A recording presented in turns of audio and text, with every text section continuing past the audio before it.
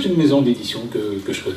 C'est vrai? Mais vous en connaissez des choses, vous m'épatez tout le temps, en c'est pas matière possible. d'édition, j'en connais quand même un petit peu. Bon, mais de toute façon, pour ceux qui ne connaissent pas, je vous propose de découvrir le projet justement de la maison d'édition Le Chat Ailé, c'est une maison d'édition Carole. L'Éden, scène de tous les arts. Mercredi dernier, Sandra Di Silvio était sous les feux des projecteurs. Cette nouvelle éditrice présentait ses 3 auteurs et leurs ouvrages.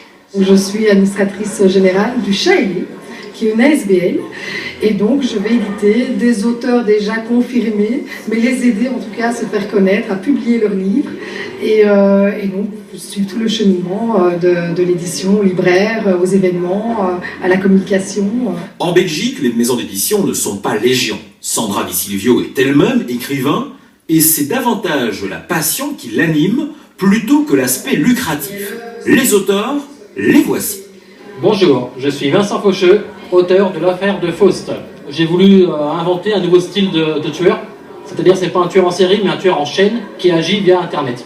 Je suis Guylaine Gelmé, j'ai écrit le livre Incroyable Aventure. Ce sont 2 chercheurs scientifiques qui ont fait une trouvaille phénoménale et comme ils sont fatigués, eh bien ils décident de partir en vacances. Ils sont fans de Michel Strogoff et ils veulent partir en Russie. Patricia Duterne, mon 2e livre, Les Escales de Rose. C'est une invitation à l'amitié qui se passe sur les 50 premières années de la vie de Rose.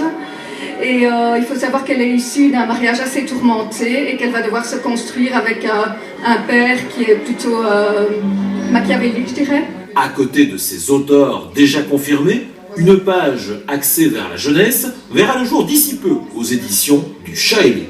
On va aussi ouvrir un département jeunesse, donc avec des livres pour jeunes adultes et enfants, et aussi un département autre où on va faire par exemple un livre photo, un livre expo, donc il y a plein de choses, j'ai plein de projets. Mais bon, on commence pas aujourd'hui déjà avec les romans, donc on verra.